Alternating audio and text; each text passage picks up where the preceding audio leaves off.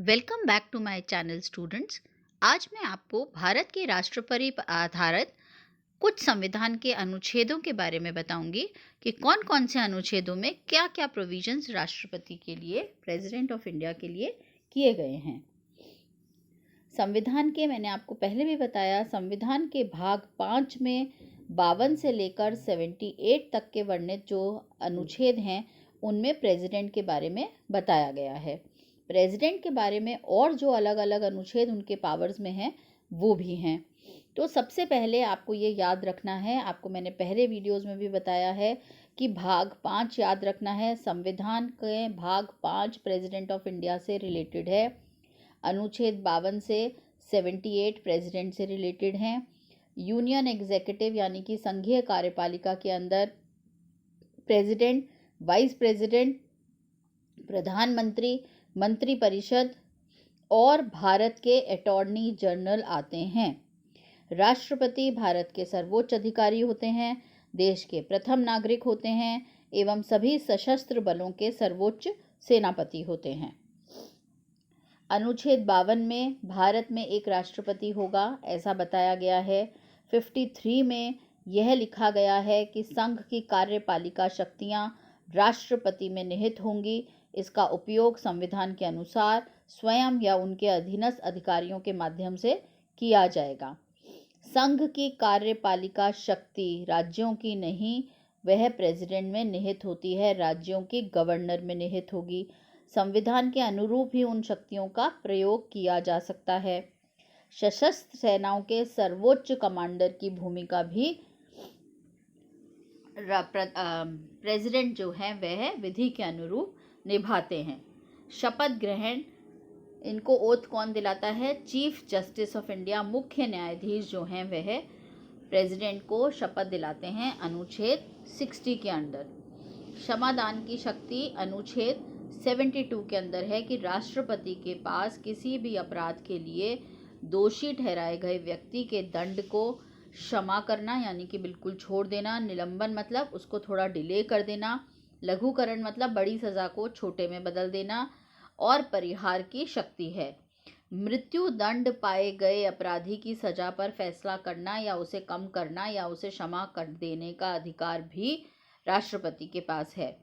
इसी तरह से आर्टिकल 74 के अंदर राष्ट्रपति को सहायता और सलाह देने के लिए एक मंत्रिपरिषद होगी, इसका प्रधान प्रधानमंत्री होगा, ऐसा आर्टिकल 74 में दिया गया है।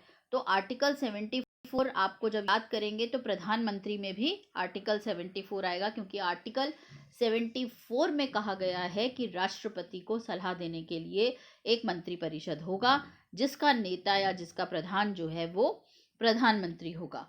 आर्टिकल 74 के बाद 75 में प्रधानमंत्री की नियुक्ति राष्ट्रपति करेगा। अन्य मंत्रियों की नियुक्ति भी राष्ट्रपति प्रधानमंत्री जी की सलाह पर करेगा।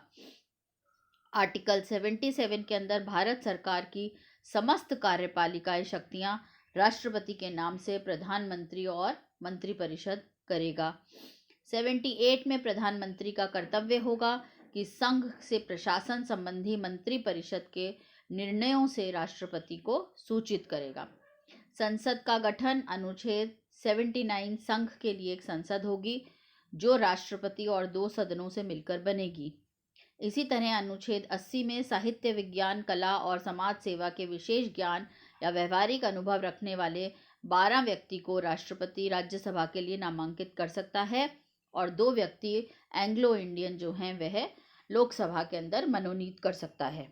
85 में राष्ट्रपति समय समय पर संसद के प्रत्येक सदन का ऐसे समय और स्थान पर जो ठीक समझे अधिवेशन के लिए बुला सकता है। सदनों या किसी सदन का सत्रावसान कर सकेगा। लोकसभा का विघटन या भंग कर पाता है। भाषण का अधिकार अनुच्छेद 86 के द्वारा दिए गए हैं।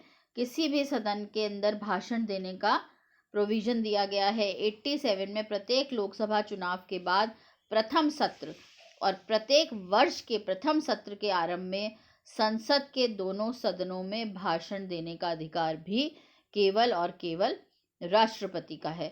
आपातकालीन की 3 शक्तियां होती हैं अनुच्छेद 352 के अंदर। युद्ध, बाहरी आक्रमण या सशस्त्र विद्रोह के कारण आपात की घोषणा कर सकता है। 356 के अंदर किसी भी राज्य की अगर लगता है कि मशीनरी ठीक काम नहीं कर रही संविधान के अनुसार, तो उसे भंग कर प्रेसिडेंट रूल लगा सकता है। और 360 के अंदर अगर वित्तीय संकट कभी लगता है कि देश में है, तो वह वित्तीय आपातकालीन की स्थिति उसको लागू कर सकते हैं। तो राष्ट्रपति कई महत्वपूर्ण शक्तियों का निर्वहन करते हैं और अनुच्छेद 74 के अधीन करने के लिए वह बाध्य नहीं है। वह संसद के दोनों सदनों द्वारा पास किए गए बिल को अपनी सहमति देने से पहले रोक सकते हैं, और विगत में इस तरह के दो महत्वपूर्ण मसले रहे भी हैं। किसी भी बिल को वह विचार पे कर सकते हैं एक्सेप्ट दी मनी बिल। धन विधेयक या वित्तीय विधेयक को नहीं रोक सकते। अनुच्छेद 75 के मुताबिक प्रधानमंत्री की नियुक्ति राष्ट्रपति द्वारा की जाएगी। स्पष्ट रूप से यह भी मंत्री परिषद की सलाह के बिना ही किया जाएगा। चुनाव में किसी भी दल या गठबंधन को जब स्पष्ट बहुमत नहीं मिलता, तो राष्ट्रपति अपने विवेक का इस्तेमाल करते हुए, अपनी डिस्क्रिशनरी पावर्स को यूज करते हुए सरकार बनाने के लिए लोगों को आमंत्रित करते हैं, और उनकी भूमिका बहुत ही निर्णायक होती है ऐसे टाइम पर। धन्यवाद।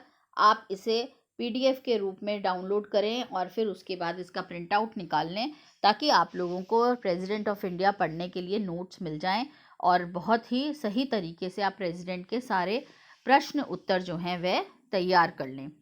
थैंक यू सो मच, आप लोगों ने इस वीडियो को देखा। प्लीज़ इसको लाइक करें, शेयर करें, कमेंट करें। अभी भी बहुत टेक्निकल आर्टिकल्स हैं इसके अंदर, कुछ नहीं आप लोगों को समझ में आए तो प्लीज़ कमेंट कर कर पूछिएगा। वापस से मैं आपको समझा दूंगी कोई भी चीज़ जो आप कहेंगे, और इसे सब्सक्राइब ज़रूर करें। Thank you so